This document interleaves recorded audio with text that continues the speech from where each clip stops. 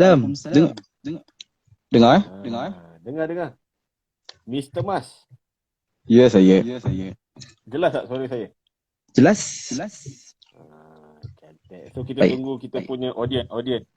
Boleh. Kita kadang kita dua okey tau. Tapi dia orang ni kadang suara kita jadi echo, bergema. So Itulah. takut kalau bergema tu tak sedap kan. Tak sampai Tahu aku tak apa. cakap. Baru nak, macam mana nak jadi ini kan? Casey. Macam mana nak jadi Casey? Itulah. So kita warm up dulu. Boleh? Okay. So ini dia malam ni insyaAllah bersama saya Encik Amir dan juga tetamu undangan khas Mr. Mas 8055.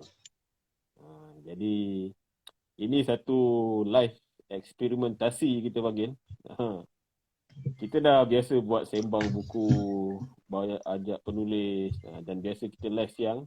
Tapi ini malam dengan kesudian Mr. Mas kita buat sesi baca buku seram Saka Cincin Long Esah. Ini dia punya sinopsis.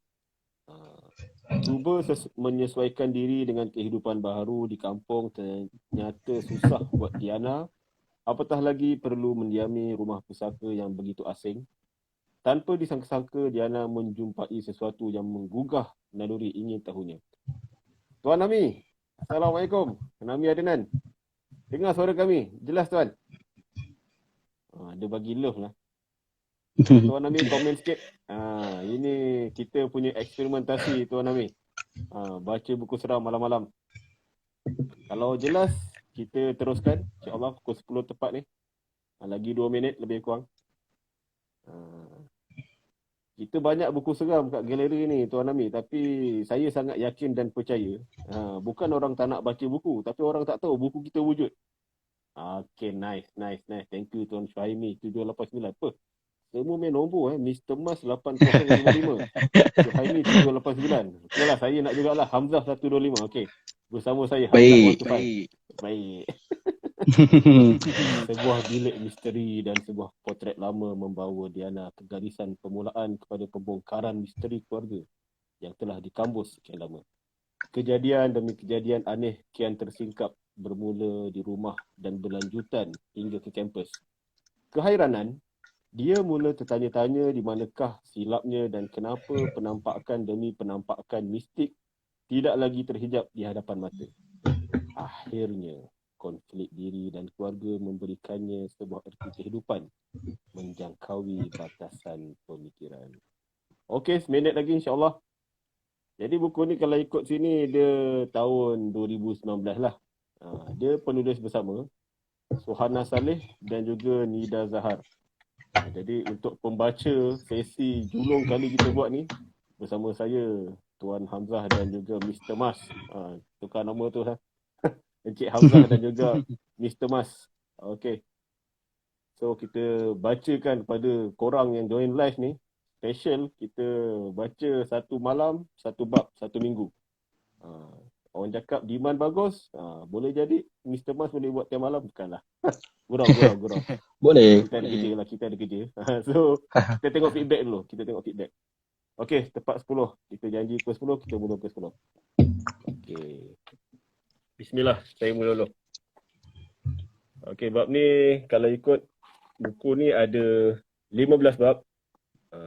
Jadi malam ni kita akan baca untuk bab yang pertama, Pusaka Arwah Nenek. Bismillah. Bab 1. Pusaka Arwah Nenek. Hari ke-100. Malam kedua di rumah nenek. Udara sejuk masih terasa hingga ke tulang sumsum. Malam tadi, hujan turun dengan lebat. Aku ingin sekali menyambung tidur tapi telingaku menangkap kicauan burung di luar bilik hingga memaksa aku untuk terus membuka mata. Cahaya mentari membuatkan mataku sedikit silau. Aku jangka jam mungkin sudah menerjah 9 pagi. Aroma nasi lemak ayam goreng berempah memenuhi segenap ruang bilik. Aku terbayang akan asap yang melenggok-lenggok menari daripada seminggang ayam goreng Mama. Lapar. Sekejap Okay. Perut yang sudah mula berkolkong membuatkan aku tegak bangun, menggeliat lantas berjalan ke bilik air. Dengan segala kudrat yang dibuai kemalasan, aku menggosok gigi dan membersihkan diri. Aku kemudian memakai seluar panjang berwarna hitam dan baju kemeja T berbelang kecil warna biru ke warna kelabu. Rambut lurusku yang melepasi paras bahu dibiarkan terurai agar cepat kering apabila dikibas-kibas. Semerbak syampu daripada pati bunga ros membuatkan aku berasa segar. Mama, masak apa? Baunya buatkan Di kata lapar. Kataku sebaik memasuki ruang dapur. Bau masakan Mama yang menerangi jauh ke tingkat 2 berjaya menggoda aku untuk terus menerjah dapur. Ish, tiba-tiba saja masuk dapur. Terkejut Mama. Mama yang sejak tadi sibuk menyiapkan sarapan, sedikit terkejut mendengar sapaan aku yang tiba-tiba. Aku lihat Mama mengurut dadanya dan menghembuskan nafas lega. Alah Mama ni, benda kecil pun nak terkejut, fikirku. Okey tak malam tadi, Lena? Soal Mama sambil matanya fokus pada ikan bilis yang sedang digorengnya itu. Aku mencubit sedikit daging ayam dan cepat-cepat masuk ke mulut. Aku cuba mengelak untuk menjawab soalan yang Mama ajukan. Malam tadi? Ya, sebenarnya malam tadi tidurku terganggu. Entah pukul berapa mataku tiba-tiba terbuka luas. Seolah-olah ada yang meneriak memanggilku dalam mimpi hingga membuatkan aku terjaga. Sebaik tersedar, aku terdengar bunyi pelik dari luar bilik. Seperti ada orang yang sedang berbual. Aku keluar bilik dan mengikut arah suara tersebut yang datang dari dapur. Tapi sebab saja menjejak lantai dapur dan menyalakan lampu, aku dapati tiada sesiapa di situ. Sangkaan awal, aku yang Mama atau Babah turun ke bawah untuk membancuh air ternyata meleset. Yang anehnya, suara orang bercakap-cakap juga berhenti serta-merta. Berderau darahku dan bulu romaku tiba-tiba merinding. Terasa bagai ada sesuatu yang tidak kena, aku terus angkat kaki naik ke bilik. Aku berkira-kira untuk menjawab soalan Mama. Apabila Mama mengalihkan pandangannya ke wajahku seakan menanti pengesahan yang aku baik-baik sahaja pada malam kedua berada di rumah pusaka milik keluarganya ini.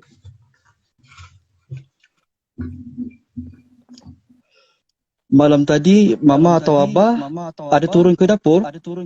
Soalku sambil mengunyah, cuba berlagak acuh tak acuh. Mama hanya tersenyum sambil menggiling. Kenapa? Ada-ada saja kamu ni, Di, ujarnya seakan mengejek. Orang kalau jenis penakut, bunyi cicak pun boleh jadi bunyi orang mengilai. Sambung Mama sambil tersenyum. Mama kemudian mengaut ikan bilis yang telah digoreng garing dengan penapis lalu diletakkan ke dalam pinggan. Semua hidangan pelengkap pada nasi lemak Mama sudah tersedia untuk dinikmati kami sekeluarga. Aku menyeduk nasi dan lauk-lauk lain ke dalam pinggan. Walau pada zahirnya aku sedang makan, fikiran aku melayang akan hal-hal berbangkit sejak kami berpindah ke rumah ini. Sebenarnya, aku sudah menceritakan perihal bunyi aneh dari dapur yang kudengari sejak malam pertama tidur di sini. Mama cuba menerangkan kepada aku sesuatu yang begitu susah untuk diterima akal.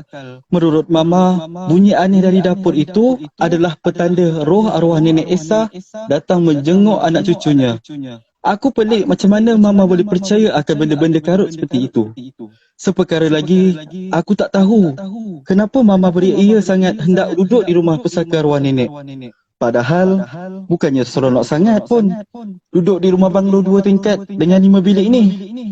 Ruangannya terlalu besar untuk kami 4 beranak. Aku rasa keluarga kecil kami tak sesuai tinggal di sini. Apatah lagi jauh dari bandar. Betul. Hidup di sini lebih tenang. Tiada hiruk pikuk kenderaan, udara yang lebih nyaman dan pemandangan sawit menghijau. Tapi keadaan sekeliling rumah yang hening membuatkan aku terasa seperti sedang diperhatikan sejak hari pertama lagi. Di sekeliling rumah terdapat pokok-pokok besar yang sudah lebih 30 tahun usianya yang ditanam arwah nenek. Dari bilikku menghadap keluar jendela, tumbuh sepohon jejawi besar dalam anggaran jarak 30 meter. Akarnya terjuntai ke bawah. Aku selalu membayangkan akar-akarnya seperti tangan-tangan dengan kuku panjang yang mahu menarik aku masuk ke dalam perut pokok. Ia umpama mulut yang laparkan darah. Seperkara lagi yang membuatkan aku tidak selesa tinggal di rumah besar ini adalah kerana kedudukannya yang jauh dari tetangga. Aku pernah terbayangkan, andai ditakdirkan rumah ini dimasuki pencuri, bagaimana agaknya? Pencuri itu pula telah membunuh kedua-dua orang tuaku. Sebelum itu, mereka terlebih dahulu memutuskan bekalan elektrik dan telefon. Aku pula terpaksa berlari sejauh 50 meter dalam pekat malam untuk meminta bantuan daripada tetangga. Minda ni kadang-kadang suka fikirkan yang bukan-bukan.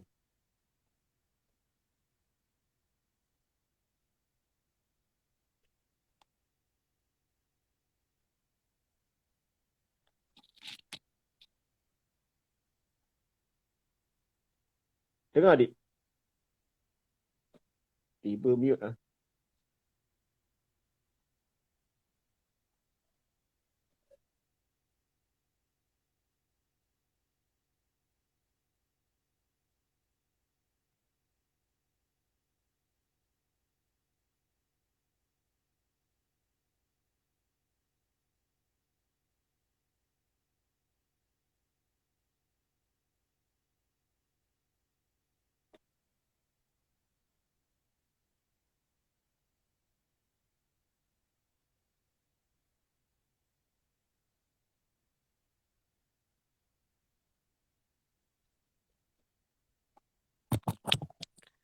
Okey, pada korang yang baru masuk live, nak dengar adik? Suara tiba tak dengar adik? Dengar tak suara adik? Suara hilang adik. Okey. Baru dengar balik. Okey, dengar. Baru dengar balik. Okey. Tadi sangkut masa yang aku sampai ke bukan-bukan tu. Kau sambung daripada oleh kerana. Sorry. Oleh kerana. Alright. Oleh kerana rumah ni.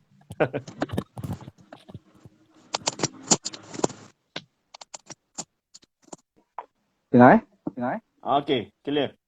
Sambung. Okey. Oleh kerana rumah ini ada 5 bilik, Babah memberikan seorang sebilik kepada aku dan adikku Imran. Bilik kami terletak bersebelahan di tingkat atas. Satu lagi bilik di tingkat atas, Mama biarkan kosong. Bilik itu adalah untuk tetamu yang datang. Ini kali pertama Imran diberikan bilik sendiri. Aku fikir memang patut pun Babah mengasingkan Imran sebab dia suka tidur di bawah ketiak Mama. Tahun depan, Imran dah nak masuk darjah 1. Jadi memang patutlah Imran belajar berdikari dari sekarang. Malam tadi, puas Imran memujuk aku supaya benarkan dia tidur bersama aku. Alasan Imran, dia kerap nampak kelibat hitam di dalam biliknya. Walaupun kasihan, aku sengaja buat tak indah. Aku yakin Imran sengaja mengada-adakan cerita. Aku lebih senang tidur sendirian, tanpa teman, tanpa gangguan. Tapi malam tadi menyesal betul aku tak menerima pelawaan Imran untuk tidur bersama. Kurang-kurangnya taklah aku takut sangat dengan suara yang kudengari itu. Bilik Mama dan Baba pula di bawah. Berhampiran ruang tamu, ada satu lagi bilik di tingkat bawah yang berhampiran dengan dapur. Sejak dari awal lagi bilik itu berkunci di mana tidak dibenarkan sesiapa masuk. Kata Mama, bilik itu akan membawa kepada satu lagi bilik di bawah tanah. Walaupun aku tahu di mana Mama letakkan anak kunci, aku tidak ada keinginan untuk membukanya. Apa yang aku tahu, itu bilik arwah nenek Esa dan dia sendiri tidak benarkan sesiapa pun masuk tanpa kebenarannya. Jadi, Mama selesa ia kekal begitu. Aku tersedak. Ia menyedarkan aku daripada lamunan. Baru aku perasan, Hanya aku dan Mama saja yang sedang menikmati sarapan di dapur. Babah mana Mama? Tanyaku hairan. Sejak aku turun, kelibat Babah tidak kelihatan langsung. Selalunya Babah lah orang pertama yang duduk di meja makan. Lebih-lebih lagi pada waktu cuti hujung minggu begini. Babah akan duduk membaca surat khabar atau majalah yang dilanggan oleh Mama sementara menunggu Mama menyiapkan sarapan. Babah pergi pasar. Dia nak beli barang-barang yang Mama pesan untuk kenduri malam ini. Mama mengukir senyuman manis di bibirnya yang nipis. Kenduri? Mama mahu buat kenduri apa malam ni? Kenapa aku tidak tahu apa-apa mengenainya? Aku menuang kopi susu yang masih panas ke dalam cawan biru di hadapanku. Itu adalah cawan kegemaranku, hadiah percuma yang aku dapat ketika membeli ubat gigi kegemaranku. Hatiku kuat mahu membangkitkan semula cerita tentang bunyi aneh dari dapur yang aku dengar malam tadi. Tapi belum sempat aku membuka mulut, terdengar tangisan Imran dari dalam biliknya. Tak jadi untuk aku bercerita dengan Mama. Kacau dong betul lah budak ni. Bisikku dalam hati. Mama yang baru hendak menarik kerusi bergegas mendapatkan Imran. Tidak lama kemudian, Mama turun semula sambil mendukung Imran yang masih terseduh sedan. Mengada-gada. Dah besar-besar pun nak suruh Mama dukung lagi. Aku menjengik Imran dengan jengkel. Sengaja aku jengkilkan mataku padanya. Imran semakin galak menangis. Di, jangan menyakit adik tu boleh tak? Marah Mama padaku. Imran yang lebih-lebih tu, masa umur di sebaya dia, tak pernah pun Mama dukung dia macam tu. Ujarku mencepik. Pipi labuh Imran, aku cubit sedikit. Mama, tengok Kak Adi. Dia cubit Imran. Imran menggosok-gosok pipi tembamnya yang merona merah. Alah, bukannya sakit pun. Buat-buat je tu. Budak manja. Aku masih tidak beralah. Ish, dah besar-besar pun nak dengki dengan adik. Mama pura-pura memukul tanganku untuk memuaskan hati Imran. Aku membuka cerita mengenai kejadian malam tadi. Mama, malam tadi, Mama ada dengar bunyi dekat dapur tak? Kopi susu yang aku tuangkan tadi aku hirup. Pahit dan manisnya terasa menjalar ke seluruh anak tekak. Mama menggeleng. Matanya merenung ke dalam mataku. Kami terdiam seketika. Arwah nenek baliklah tu. Tiba-tiba Mama menjawab sahaja. Jawapan Mama masih sama seperti semalam. Apabila aku beritahunya akan suara yang aku dengar pada malam pertama aku tidur di rumah pusaka ini. Arwah nenek balik? Apa yang Mama merepek ni? Tanyaku pada diri sendiri. Aku semakin tak faham dengan Mama kerana masih lagi berpegang pada cerita yang tak masuk akal itu. Orang tua-tua kata, roh orang mati akan balik ke dunia, jenguk anak cucunya pada hari ke-3, ke-7, ke-40 dan ke-100. Sebab itulah Mama nak buat tahlil untuk arwah nenek malam ni. Mama memasak makanan kegemaran nenek. Nenek suka makan nasi dengan ayam masak kicap. Mama juga nak buat sedikit pulut kuning dan telur rebus untuk dijamu kepada orang kampung yang hadir nanti. Ujar Mama panjang lebar. Tiap wajah Mama bertukar ceria. Aku hanya mampu mengerutkan dahi mendengar penjelasan Mama. Aku tak sangka sama sekali yang Mama masih percaya pada amalan nenek moyang zaman jahiliah dahulu. Mahu saja aku beritahu Mama bahawa kepercayaan begitu membawa kepada amalan khurafat. Dalam agama Islam, tidak ada sebut pun orang yang masih hidup wajib membuat tahlil pada sekian-sekian hari untuk orang yang sudah meninggal dunia. Orang dulu-dulu saja yang percaya roh orang mati itu akan balik ke rumah untuk menjenguk anak cucu yang ditinggalkan di dunia. Kalau kita tak buat, Nui pun tak mengapa kan Mama? Aku menyoal Mama seolah-olah aku tidak tahu. Memanglah tak mengapa. Tapi kasihanlah dengan nenek. Rohnya pasti sedih sekira anak cucunya tidak membuat jamuan dan doa tahlil untuk pada hari ini. Boleh pula begitu. Sekali lagi aku terpempan. Mama, roh orang mati tak perlukan makanan. Roh orang mati hanya mendapatkan doa daripada anak-anak soleh yang ditinggalkannya. Bukankah Nabi Muhammad SAW ada menyatakan bahawa anak cucu Nabi Adam yang meninggal akan terputus bekalannya dengan dunia kecuali 3 perkara. Pertama, ilmu yang bermanfaat. Kedua, sedekah jariahnya semasa hidup di dunia. Dan ketiga, anak yang soleh. Tazkirah dalam hati aku pada mama sebagai membidas kata-kata mama. Setahu aku, kepercayaan roh balik ke dunia sebenarnya adalah sesuatu yang telah bercampur aduk dengan adat budaya masyarakat Melayu dengan agama lain. Ajaran Islam mengatakan roh orang mati akan dikumpulkan di satu alam lain yang dipanggil alam barzah. Kehidupan alam barzah dengan alam dunia bagaikan ada satu tembok pemisah. Di alam barzah, roh akan sibuk dengan urusan masing-masing. Hasratku untuk meluahkan pandanganku tidak kesampaian. Suaraku bagi tersekat di kerongkong. Tertahan dek hormatku kepada mama dan segan membantah pandangannya. Malas pula aku mahu menindakkan pendapat mama. Aku tahu, mungkin mama terhilaf. Aku meneruskan suapan nasi lemakku yang semakin sejuk.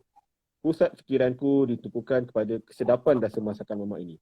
Sebaik saja nasi, cebisan ayam goreng berempah dan sambal sotong berpadu dalam mulut, semua petikan terhadap mama bagaikan hilang ditelan begitu saja. Sama seperti hilangnya kunyahan nasi lemak sedap yang masuk ke tekar. Okay, nice. Alhamdulillah, settle untuk bab 1. Okay, so mungkin untuk minggu pertama ni, kita inilah rumuskanlah sikit. Dengar lagi Mr. Mas, dengar lagi suara saya? Dengar. So bab 1 ni dia kisah pasal siapa nama watak utama tadi? Nama watak utama, dia ada petik tak nama dia? Adi. Diana. Okey, nama dia Diana, panggil Di.